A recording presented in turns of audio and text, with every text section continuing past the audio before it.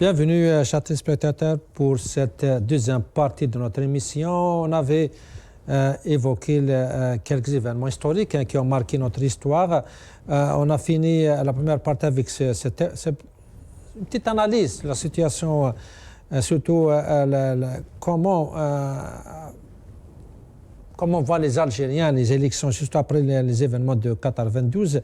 Alors, Fek Bouhlel, si je reviens à vous juste sur ce point. Les élections de juin 91, les élections législatives, beaucoup pensent comme que c'était les seules, uniques élections qui ont été un petit peu démocratiques et libres.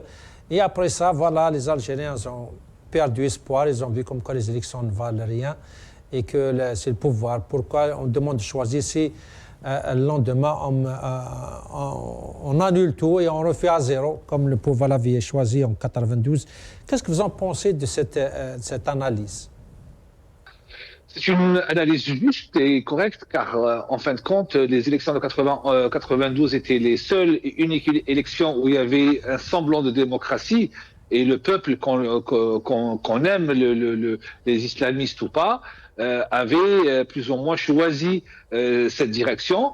Et quand ça ne va pas dans le sens du régime algérien, on a vu l'arrêt brutal des élections, la démission de Chadli Benjedid forcée à l'époque par Khaled Nazar, qu'il a dit clairement dans une interview publique où il devait sauver la République. Et plus grave encore dans ses déclarations, il a déclaré qu'ils étaient prêts à sacrifier 4 millions d'Algériens.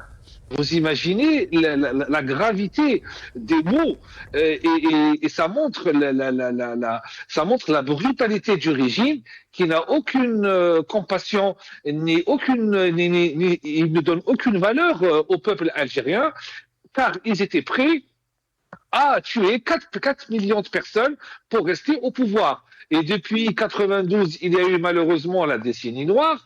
Et aujourd'hui, en 2025, ils utilisent toujours cette décennie noire où ils disent ou c'est l'armée qui gouverne, ou c'est l'anarchie totale et c'est les islamistes qui vont revenir, etc.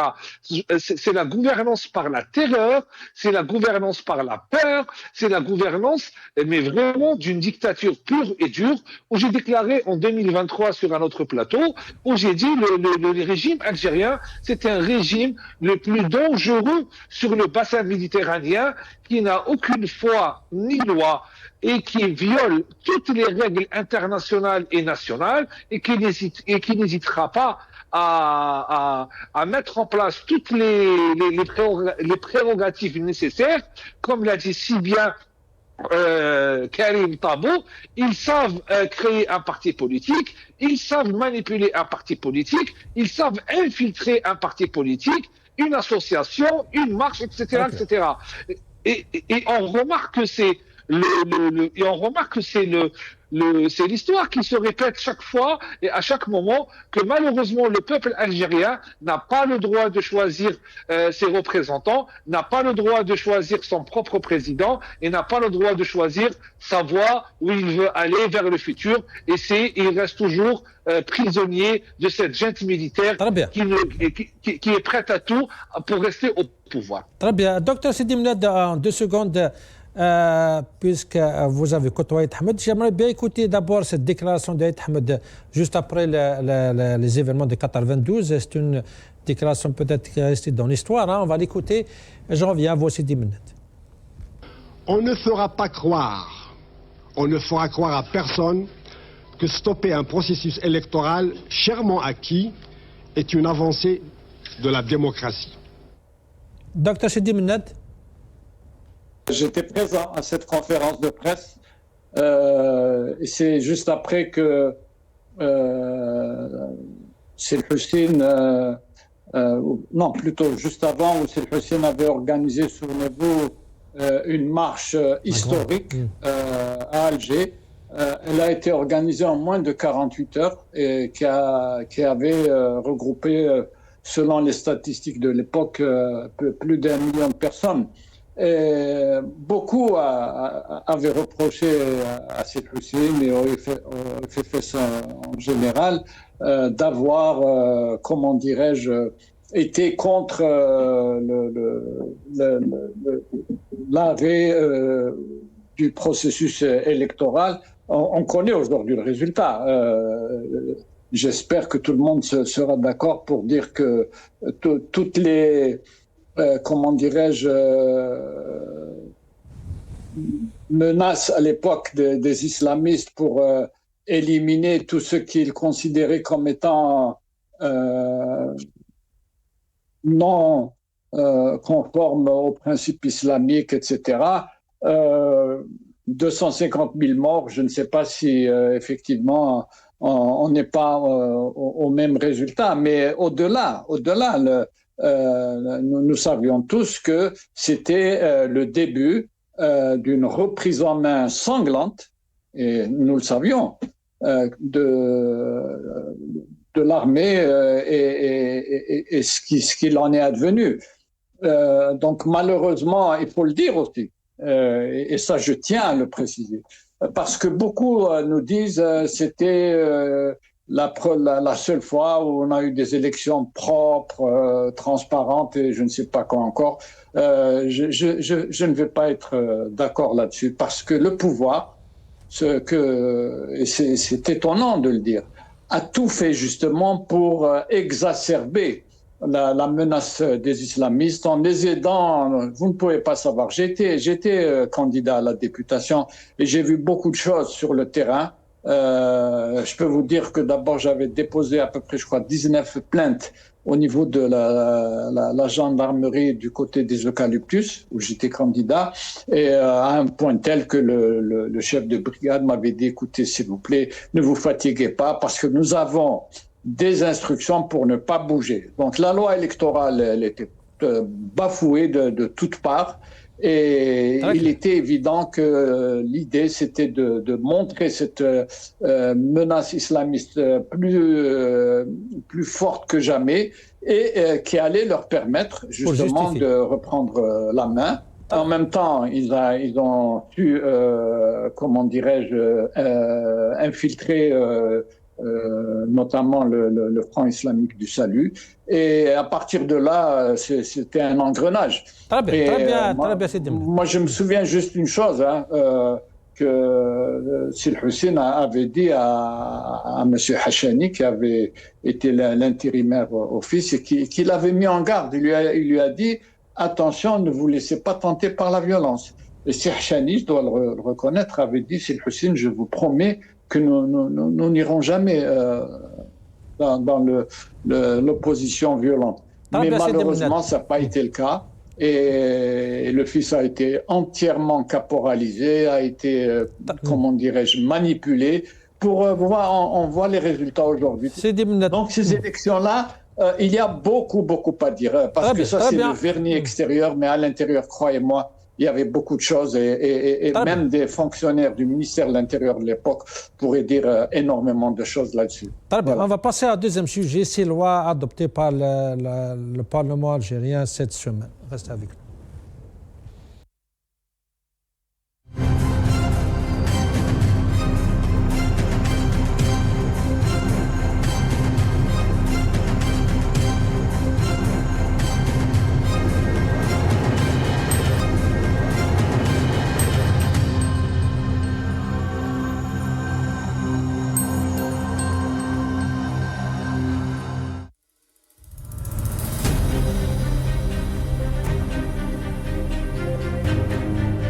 L'arsenal juridique mis en place dans le cadre de l'Algérie nouvelle se caractérise par un durcissement notable, des dispositions encadrant les libertés publiques, de décourager l'initiative citoyenne et de multiplier les sanctions.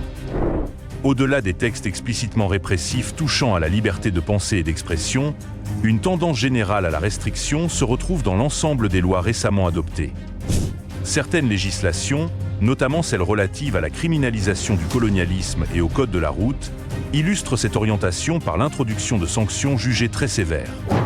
La loi criminalisant le colonialisme comporte des dispositions susceptibles d'affecter la liberté de la recherche scientifique et de l'écriture de l'histoire, exposées à des poursuites pour atteinte aux symboles nationaux. L'article 20 de ce texte renforce des cadres juridiques antérieurs en alourdissant les sanctions prévues par la législation existante sur le moudjahid et le shahid. Par ailleurs, le code de la route prévoit un relèvement significatif des amendes, pouvant atteindre 13 000 dinars pour certaines infractions, y compris des manquements considérés comme mineurs, tels que le non-respect de la distance réglementaire entre véhicules. Dans leur ensemble, ces mesures sont analysées comme transférant sur les citoyens, à travers leurs droits et leurs ressources, et le coût d'un échec structurel persistant du projet politique en cours.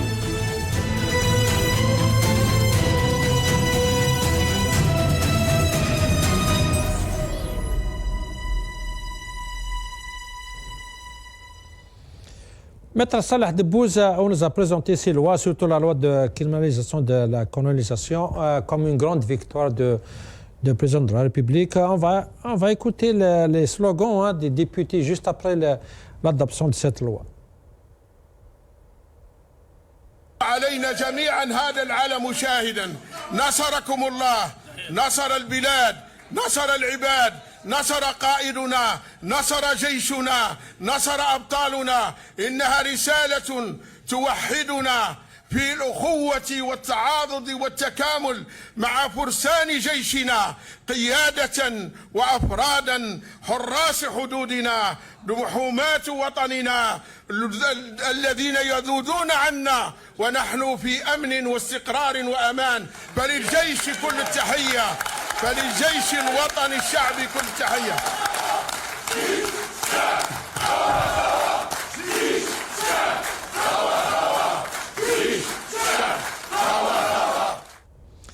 Maître Salah Debbouze, il faut rappeler qu'au même moment, ils ont aussi adopté une loi donnant la possibilité de la déchéance de nationalité de quelques Algériens. Qu'est-ce que vous en pensez, Salah, avec ces lois? En une journée, ils ont adopté six lois qui sont vraiment fatidiques pour l'avenir de l'Algérie. Bon, moi, je peux donner une opinion sur les sujets qui ont été abordés assez par l'opinion et par les moyens de communication possibles dans la semaine, c'est-à-dire la loi criminalisant le colonialisme français. Pas n'importe quel colonialisme, déjà, pour souligner. Ensuite, cette loi pour déchoir les Algériens qui, entre guillemets, portent atteinte au pays, mais le pays, pour ce régime politique, pour ses dirigeants, c'est le régime. C'est-à-dire, si vous critiquez le régime, ils considèrent que votre critique est envers le pays, ils appellent le régime le pays. Donc, sur ces deux lois, d'abord, pour criminaliser le colonialisme, pour faire ça, pour aborder ces sujets, il vous faut un socle intellectuel, sage, mûr, avec des moyens suffisants pour aborder la question sur tous ces aspects avec les gens qui ont fait du tort à l'Algérie, pas seulement les Français. Parce que les Turcs ou les Ottomans, ils ont fait aussi beaucoup de tort à l'Algérie. Les Français nous ont fait oublier les torts qu'ont fait les Turcs à l'Algérie, mais ça ne veut pas dire qu'il n'y a pas eu de tort. Donc il faut criminaliser toutes les formes de colonialisme, y compris celui pratiqué actuellement par le régime lui-même contre le peuple algérien. Parce que, en fin de compte, le régime, il a fait quoi? Il a remplacé le régime colonial avec les mêmes pratiques, avec la même façon de mépris des citoyens, etc. Nous avons un premier et un deuxième collège. Le premier collège, c'est la famille révolutionnaire. Elles ont la famille révolutionnaire, ce qu'on appelle la famille révolutionnaire. C'est les gens qui ont tous les privilèges et le reste de l'Algérie, c'est le deuxième collège qui n'ont aucun privilège. Ils sont là comme des bouches à nourrir et vous devez vous estimer content parce qu'on vous donne à manger et on vous permet de dormir et on vous permet d'aller à l'école et on vous permet d'aller dans les structures sanitaires, faire semblant de recevoir des soins et vous devez être content et applaudir. Sinon, vous êtes traître et vous allez en prison si vous osez crier votre douleur. Donc, ça, c'est des pratiques du régime colonial. Moi, j'ai souvent dit que On était colonisé en français, maintenant on est colonisé avec une langue officielle qui est la langue arabe, c'est tout. L'arabe officiel, attention, je ne suis pas en train de verser dans le racisme, mais là, en Algérie, nous avons les langues maternelles de chaque région, et la langue arabe maternelle, ce n'est pas la langue officielle arabe classique. Et donc, ces langues maternelles ne sont pas prises en charge par le régime politique en place. On nous impose une langue classique qui n'est pas comprise par beaucoup de gens. Vous n'avez qu'à voir les responsables qui s'expriment en arabe.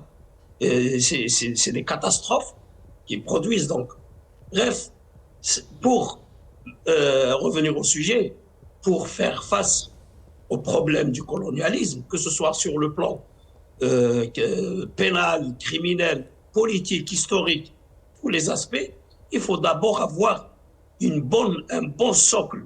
Et puis, il faut avoir un minimum de cohésion entre les dirigeants et le peuple, même s'il y a des opposants. Il faut que ce soit des opposants aux politiques de gestion seulement, mais des gens qui adhèrent au même projet, grosso modo. Ça, moi, je ne fais pas de reproches aux opposants, je fais des reproches au pouvoir, au régime, aux autorités, qui excluent toute forme de position authentique. C'est-à-dire, ils font beaucoup d'efforts pour folkloriser toutes les oppositions qui peuvent prendre forme d'abord au début, sincèrement, puis après les infiltrer, comme j'avais dit avant, les actes de sabotage pour les folkloriser, les détruire et puis les infiltrer, les récupérer à la fin. Donc avec ces moyens que nous avons aujourd'hui, tout le monde est exclu. Il y a là une médiocrité au sein des institutions de l'État, beaucoup plus de médiocrité qu'autre chose. Même les universités, etc., ne produisent pas des recherches sérieuses. C'est des gens qui essayent. J'ai vu souvent des thèses produites par l'université algérienne. Ça fait honte. Certaines thèses essayent de ramener la théorie à la réalité algérienne et non pas le contraire. C'est-à-dire, ils vous disent, voilà, en théorie économique, ça dit ceci, cela, et donc cela va, et ils essaient de vous expliquer une réalité qui n'est pas du tout conforme à ces théories-là, comme étant c'est ça la réalité. Donc c'est des trucs débiles qui sont en train de se passer. Ce n'est pas avec ça que vous pouvez engager n'importe quelle procédure. Alors de là à pondre une loi, ça va vous servir à quoi? Vous allez juger le colonialisme algérien dans les tribunaux algériens, le colonialisme français dans les tribunaux algériens. Justement, c'est vrai que ces questions ont été posées par beaucoup de militants, mais aussi, Salah Debbouze, je ne sais pas si vous partagez cet avis, mais vous avez passé plusieurs minutes pour essayer d'expliquer cette loi. On a entendu des dizaines d'heures sur les chaînes de télévision, on parlait, on discutait, tout le monde était fier. Quelques-uns parlent de la réussite du pouvoir à essayer de passer la vraie loi qu'il voulait passer, mais en catimini, en silence. C'est la voie de la déchéance de nationalité de quelques Algériens, sans grand débat, sans grande réaction. Et il a fait détourner l'opinion publique vers cette loi pour criminaliser la colonisation. Qu'est-ce que vous en pensez de ce point important de cette loi qui est la déchéance de la nationalité des Algériens? Supposons, moi je vous pose cette question, c'est une question qui ne nécessite pas à mon avis une réponse, mais qui a sa réponse dans la question elle-même. Supposons que le pouvoir avait décidé de passer que cette loi de la déchéance de nationalité et d'une façon vraiment pire que celle qui a été présentée. Qu'est-ce qui peut la gêner? Qu'est-ce qui peut le gêner? Les députés ils vont avoir honte pour dire non, on va pas. Ils ont besoin de cacher ça par une autre loi. Non. Le pouvoir, il fait ce qu'il veut, comme il veut, quand il veut. Et bon, le reste, il n'a pas besoin de cacher quoi que ce soit. Il a vendu 80% des richesses de l'Algérie, il n'avait pas honte de le faire, il n'avait pas besoin de cacher ça. Vous pensez qu'une loi de déchéance de nationalité, et puis après, la déchéance de nationalité, ça ne donne pas, ça ne met pas les gens qui sont exposés à cette mesure en difficulté. Beaucoup plus, c'est cette nationalité elle-même qui est en train d'être humiliés. C'est-à-dire vous avez des Algériens aujourd'hui qui n'ont pas attendu que ce régime ponde cette loi de déchéance de nationalité pour dire qu'écoutez, moi, j'ai obtenu une autre nationalité, je vous envoie votre passeport et j'abandonne cette nationalité. Je connais une dame qui est installée aux États-Unis qui a, en 2018, décidé de se déchoir de sa nationalité. Elle a écrit, elle a bien expliqué sur sa chaîne YouTube, elle a écrit au ministre de la Justice de l'époque pour lui dire « Voilà votre passeport et je me déchois de votre nationalité en soulignant que je suis fier de mes origines, mais votre nationalité, comme elle représente votre régime, c'est un document administratif, je ne suis pas fier de porter ça. » Cette dame avait bien expliqué ça en 2008. Alors, à partir du moment que les gens ne sont plus fiers, certains, ou peut-être beaucoup, même s'ils sont fiers, ils trouvent des difficultés à le montrer à travers le monde parce que cette nationalité devient une chose souvent qui on va dire, qui parfois, hein, il faut être à l'étranger pour le comprendre. Vous avez dans des aéroports, on vous dit, les vols en provenance de l'Algérie, vous allez là-bas et vous allez subir une fouille et un traitement spécifique pour vous. Le reste des vols, ils sont traités convenablement. Pourquoi? Il y a un problème de nationalité. Alors, avec ça, vous venez dire, je vais vous déchoir de nationalité. Vous allez déchoir qui? Le MAC. Le MAC, il dit que moi, je ne suis pas algérien. Quand vous le déchoyez de sa nationalité, vous confirmez. Il va s'adresser au reste du monde pour lui dire, écoutez, moi, je dis que je ne suis pas algérien. Et justement, le pouvoir algérien est d'accord avec moi. Donc maintenant, je revendique ma nationalité qui est propre à moi. Très clair.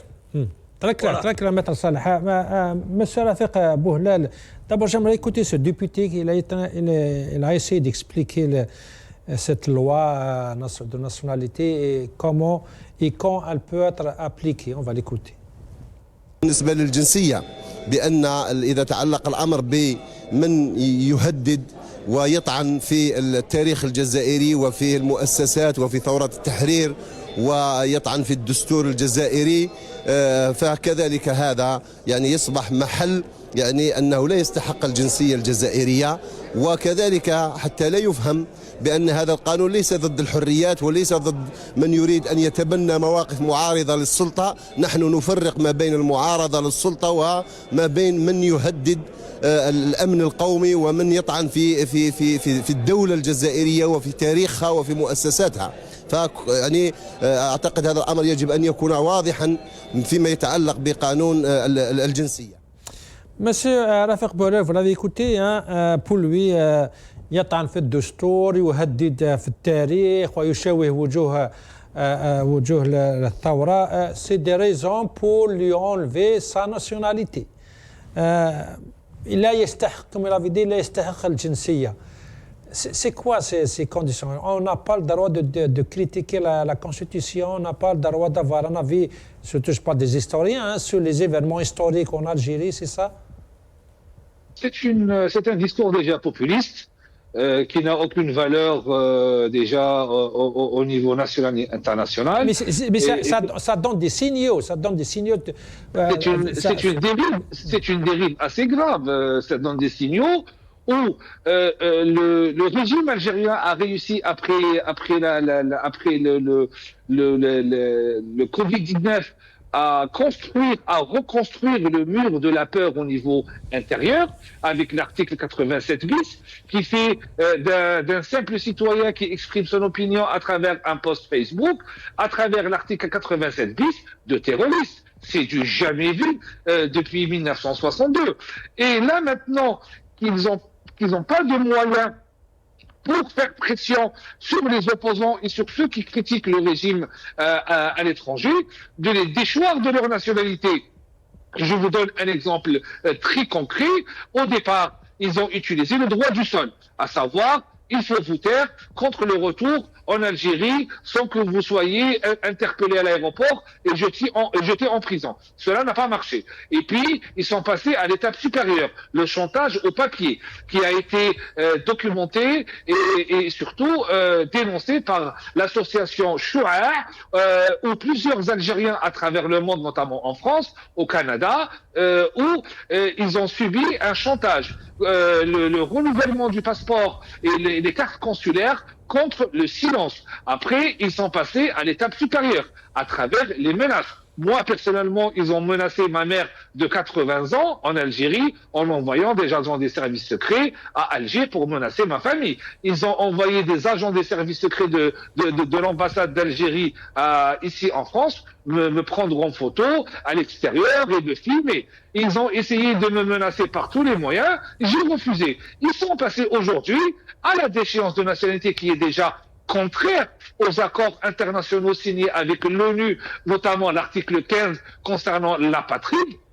Et surtout, ils sont en train de dire que Saïd Chingriha et Bouteflika sont l'Algérie, alors que c'est des simples fonctionnaires, et au passage des fonctionnaires corrompus qui violent la Constitution elle-même. Et quand il parle de Constitution, je rappelle juste que Saïd Chingriha, dans la Constitution, il est militaire, il doit être mis à la retraite à l'âge de 60 ans, il viole la Constitution nationale, il viole les règles du MDN, il viole toutes les règles. Ça veut dire pour moi qu'il dénonce ce fait de violation de la Constitution, fait de moi un ennemi de l'État. Ce n'est pas possible. Et surtout, on a aussi une hypocrisie totale. Rappelons, je rappelle juste que il y a pas moins de 50 000 hauts fonctionnaires algériens, dignitaires, militaires et politiques qui disposent de la nationalité française. Et il faut rappeler aussi que leurs avoirs sont en France, leurs appartements acquis de manière illégale sont en France et à l'étranger, leurs enfants sont à l'étranger, leurs époux sont à l'étranger, leurs entreprises sont à l'étranger. Donc, la liste des dignitaires algériens, notamment du régime Tebboune, qui ont la double nationalité, qui sont au pouvoir, ou qui ont des avoirs à l'étranger, elle est infinie. Donc, qui porte atteinte à l'intégrité de l'État? C'est pas les opposants qui dénoncent ça, mais c'est plus les gouvernants qui sont à la tête du pays, qui portent atteinte à l'image de l'Algérie, où aujourd'hui, quand on dit « je suis de nationalité algérienne », c'est comme si on est porteur d'une maladie dangereuse, où on est mis à l'écart, où on a une très mauvaise image, notamment en Europe. Rappelons que en 2024, il y a eu pas moins de 13 000 Algériens qui ont demandé l'asile politique au niveau européen. Ça veut dire tout cela, vous allez les déchoir de leur nationalité, alors qu'on est dans un pays qui n'est pas en guerre. Donc, il faut arrêter avec cette hypocrisie. C'est une loi qui est une loi dangereuse, une énième dérive liberticide pour essayer de museler la parole des Algériens et des Algériens. Et moi, Rafik Bourgel, fils de Moudjahid, arrière-petit-fils de Moudjahid et Algérien depuis une dizaine de générations, je leur offre cette nationalité. J'en ai pas besoin. Car partager ma nationalité algérienne avec un régime de voyous, un régime qui ne respecte rien ni personne, n'est pas une fierté. Je peux aimer l'Algérie sans porter sa nationalité, et c'est pour cette raison que je suis le premier à leur remettre mon passeport vert. Je n'en ai pas besoin. Et je précise que je n'ai uniquement que la nationalité algérienne. Et je préfère être apatride que de porter cette nationalité qui représente Saïd Chingriha et Abdelmajid Tebboune, qui ont privatisé le pays et qui se sont autoproclamés les pharaons de l'Algérie. Très bien, mais docteur Sidi Mennad, si on vient à ces lois, on parle des lignes rouges, on parle de la tentative du pouvoir de mettre sous silence la diaspora, surtout les opposants qui vivent à l'étranger. J'aimerais bien d'abord écouter la revue Le Djeish qui a répondu à Bokba, parce que c'est de là qu'a commencé ce débat sur l'histoire de l'Algérie. On va écouter ce qu'avait dit le Medjet Le Djeish par rapport à ce que Bokba avait dit. Et j'en viens à vous, docteur Sidi Mennad. La revue El Jaish souligne que ces dernières années, des discours qualifiés par de nombreux observateurs de révisionnistes ont émergé, portés par certains individus se présentant comme analystes ou experts. Sous couvert de liberté d'expression ou de pluralisme intellectuel, ils remettent en cause des symboles fondamentaux et tentent de semer le doute autour des repères historiques qui façonnent l'identité nationale. La mémoire nationale ne peut être réduite à des récits approximatifs ou instrumentalisés à des fins personnelles, politiques ou mercenaires. La revue ajoute, pour de larges franges de la société, cette mémoire représente une ligne rouge. Ni négociation, ni relativisation ne peuvent être acceptées lorsqu'il s'agit de fondements de l'identité nationale. Ancrée dans sa profondeur historique, géographique et culturelle, l'Algérie poursuit sa marche vers le développement avec confiance. Une trajectoire fondée sur la fidélité à ses constantes nationales, la sauvegarde de son unité et la préservation de sa mémoire, considérées comme les véritables boussoles de son avenir, conclut la revue El Jaish. Docteur Sidi Milad, on a écouté la revue Le Jaish. Pour eux, il y a une ligne rouge par rapport à notre histoire.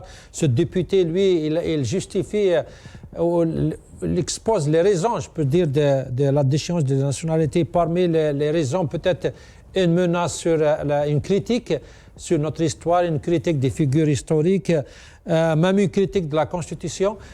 Sidi Milad, d'abord, comment vous jugez ces lois liberticides comme Rafiq Bouhlel l'a bien mentionné, et comment vous réagissez à la réaction de Bouhlel qui dit que moi, ce passeport ne m'intéresse pas, je suis prêt je le donne déjà, j'en ai plus besoin.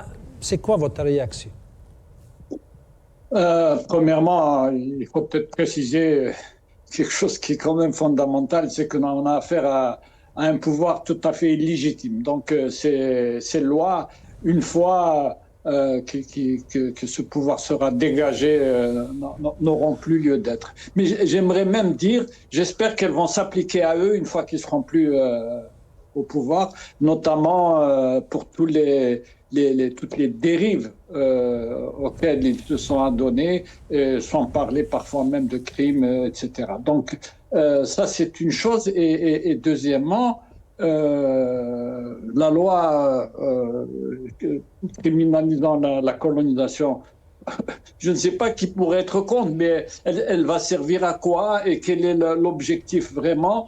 Peut-être, comme l'a dit Maître Saleh Debbouze, c'est pour éviter que les gens puissent écrire des choses qui sont contraires à l'histoire officielle, entre guillemets, telle que nous la raconte ce pouvoir depuis 62 à ce jour, ou encore montrer au peuple algérien que voilà, on fait face à la France, à son passé, etc.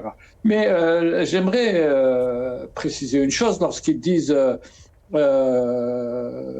demander réparation, par quel biais, parce que en fait, et Maître Saleh Debbouze me corrigera, d'un point de vue juridique, elle n'a pas une grande valeur. Donc comment vont-ils s'y prendre pour effectivement exiger réparation? Moi je pense par exemple aux essais nucléaires. Vous savez, les essais nucléaires, on nous dit, bon, ils ont été autorisés jusqu'en 67, donc déjà d'un point de vue juridique, c'est assez compliqué, mais en même temps, à supposer qu'effectivement, et c'est la réalité d'ailleurs, il y a eu donc des dégâts incommensurables sur l'environnement et sur les populations. Et ce que je comprends pas, ce que je n'ai jamais compris, puisqu'on en avait parlé même quand j'étais en charge des études de l'environnement en Algérie, pourquoi ce pouvoir n'a jamais essayé ne serait-ce que déjà d'exiger que le pouvoir, que la France décontamine ces sites, c'est notre droit le plus absolu.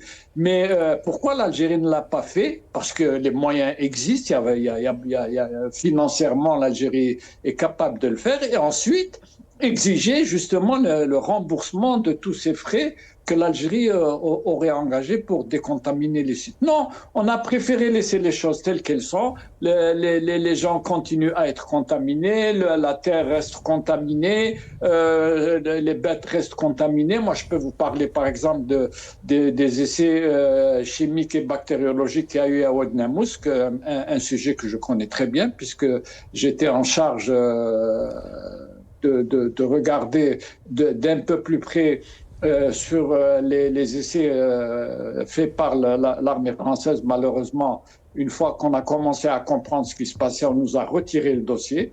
C'est dire que c'est quelque chose qui était très, très sensible. Donc, moi, je dis encore une fois qu'ils produisent une loi pareille. Bon, c'est peut-être c'est du populisme.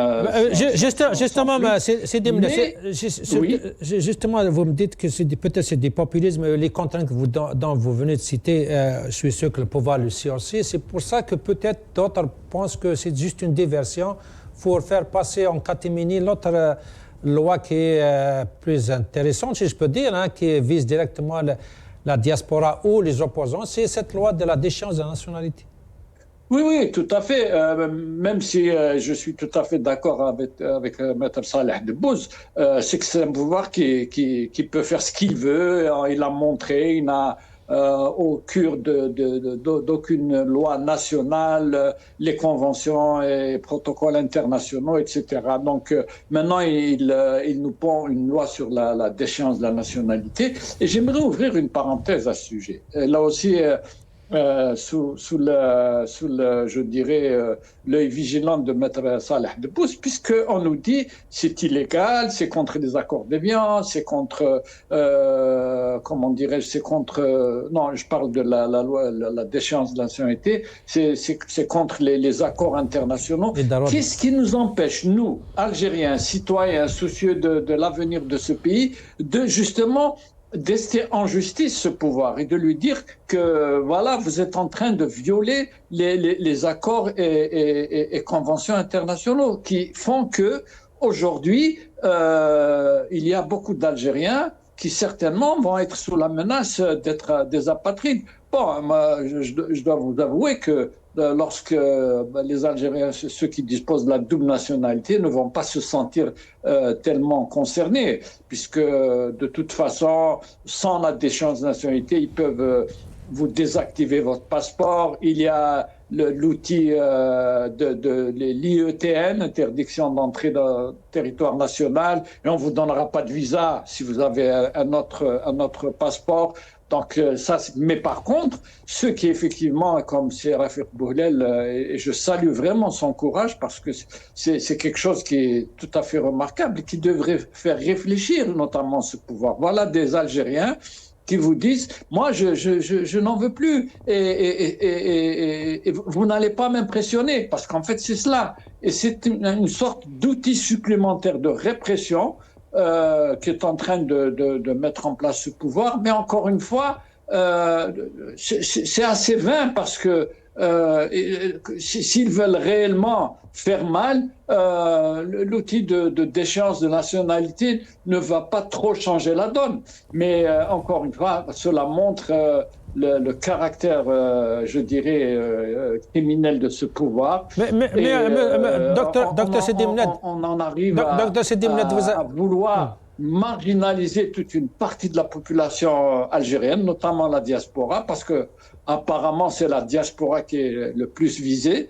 Et voilà, et on continue. Et nous, que faisons-nous en retour? C'est la question qu'on doit tous se poser. Il n'est pas permis à ce jour de constater les dégâts et de dire à ce pouvoir, non, ce que vous êtes en train de faire est illégal. C'est très bien, mais il faut aller au-delà. C'est pour ça que je ne comprends pas même les réactions des partis en Algérie qui sont agréés, auxquels, bien sûr, je ne vais pas, comment dirais-je, nier le rapport en matière d'opposition, mais il faut qu'ils nous disent aussi que déjà à l'intérieur du pays, il devrait déposer un recours en justice au niveau des tribunaux algériens en disant que... Ou peut-être la Cour constitutionnelle, c'est Dimnet. Peut-être la Cour constitutionnelle aussi, elle peut jouer. Je sais que la Cour constitutionnelle, je crois que c'est Salah Debbouze pourrait nous dire que c'est plus compliqué parce que ceux qui saisissent la Cour constitutionnelle, ça doit être un nombre important de députés. Enfin, j'ai lu ça. Et c'est beaucoup plus compliqué que ça. Par contre, déposer un recours en justice au niveau des tribunaux algériens en disant votre loi est illégale et il faut l'attaquer. C'est la moindre des choses qu'on pourrait faire et qu'on devrait faire. Très bien. Maître Salah Debbouze, c'était une question posée. Pourquoi au moins des partis politiques en Algérie peuvent activer, porter l'affaire auprès des tribunaux, même la Cour constitutionnelle, je crois que maintenant ils ont facilité les choses et que ce n'est pas aussi compliqué qu'avant pour porter l'affaire à la Cour constitutionnelle. Je ne sais pas, qu'est-ce que vous en pensez, c'est Salah Debbouze?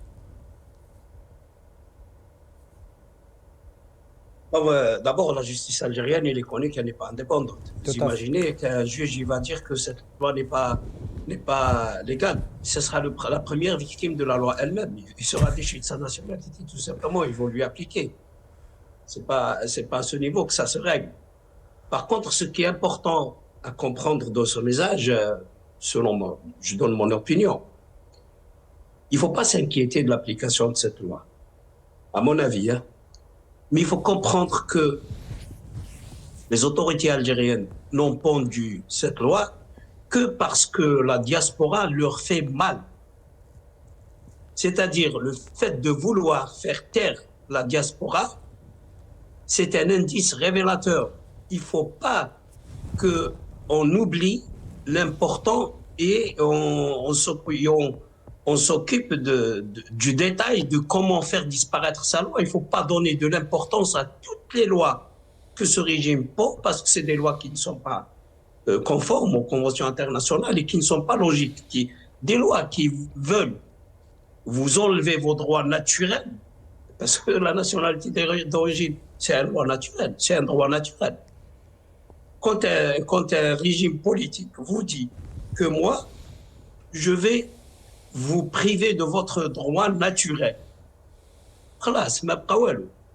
Donc, moi, je propose qu'on prenne conscience que, puisque le régime agit envers la diaspora par cette menace d'assassinat que je vais appeler, moi, un assassinat administratif. C'est-à-dire, on va vous déchoir de votre nationalité et vous n'aurez plus besoin vous ne pouvez plus avoir les avantages de cette nationalité.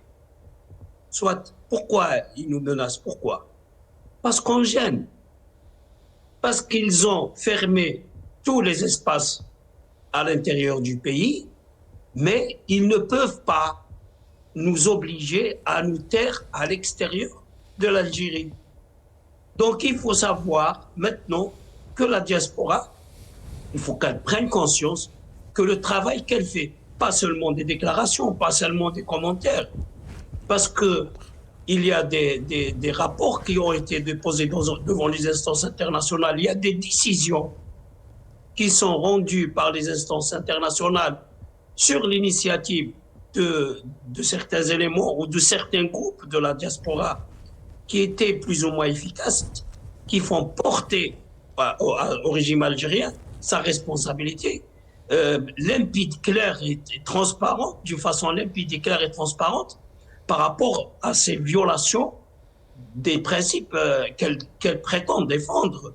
Je donne un exemple, parce que j'ai quelques éléments, et je suis sûr qu'il y a beaucoup plus que ce que j'ai. Maître Soufiane Chouetal, que je salue au passage, à chaque fois j'évoque cet exemple, a réussi par exemple à faire une action devant le groupe de travail pour la détention arbitraire pour prouver qu'un détenu qui s'appelle Babenjab Mohamed, qui est en prison depuis 20 ans, qu'il a été arrêté de façon abusive, jugé de façon abusive sur un fond raciste pour des raisons politiques, condamné à mort puis à perpétuité, qui croupit en prison. Après que le gouvernement algérien ait discuté cette affaire, c'est-à-dire il accepte l'arbitrage du groupe de travail, avec ce groupe de travail, donner tous les arguments qu'il avait entre les mains, le groupe de travail est sorti avec une décision qui dit que tous les droits de Mohamed Babendjel ont été violés à tous les niveaux, à partir du moment de son arrestation jusqu'au moment de son deuxième jugement qui a à perpétuité, qu'aucune procédure garantissant ses droits n'a été respectée et qu'il convient de le libérer immédiatement et de lui donner réparation de tout le tort qui lui a été causé depuis 20 ans.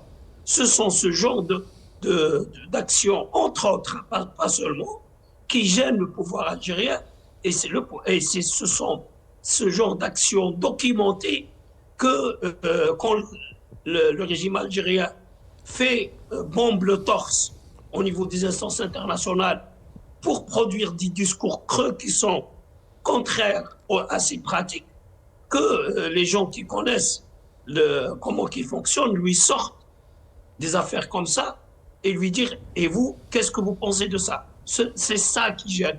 Je pense maintenant que la diaspora doit prendre conscience de l'importance et de la responsabilité qu'elle a au niveau international pour faire des actions dissuasives, c'est-à-dire parce qu'il y a des actions qui, si vous ne les faites pas, vous encouragez le pouvoir algérien à continuer ses abus d'autorité, mais si vous les faites, parfois vous freinez, c'est-à-dire ce que vous empêchez qu'il se passe, parfois, qu'on ne voit pas, est beaucoup plus important que le dépassement qui quand même se passe. Donc moi, je pense qu'il faut voir la chose de ce côté-là. Il faut, à mon avis, il faut être pratique. Il faut essayer de comprendre pourquoi ce régime réagit. Et comme c'est dirigé contre la diaspora, comprendre que ce que fait la diaspora est très important et continuer à le faire et de façon calme, sérieuse et transparente pour obliger ce régime à au moins respecter les engagements au niveau international. Très bien. Il nous reste 2 minutes, 1 minute chacun. Docteur Sidi Mouned, je commence avec vous. Peut-être ça renforce votre avis, comme quoi la diaspora doit jouer un rôle et elle doit bouger. C'est ce que vient de dire Dr Maître Salah Debbouz.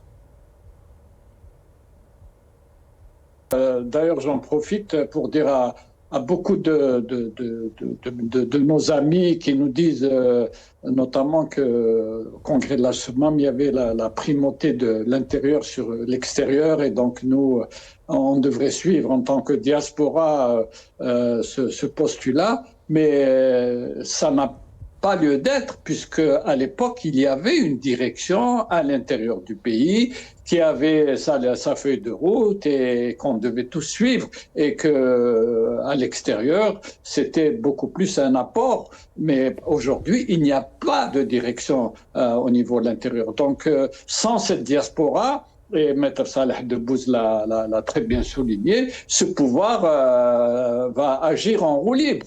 Et donc, il faut être très, très attentif à ce sujet. Parce que moi, je dis beaucoup, même à des amis, imaginez que la diaspora se dise « Ok, c'est une affaire interne, on ne va pas s'immiscer ». Que restera-t-il du peu d'opposition qu'il y a à ce pouvoir et qui s'exprime notamment par la diaspora? On le voit parce que il faut reconnaître que la peur s'est emparée de tout le monde, et notamment en Algérie. D'ailleurs, cette loi sur la déchéance veut aussi faire peur à la diaspora.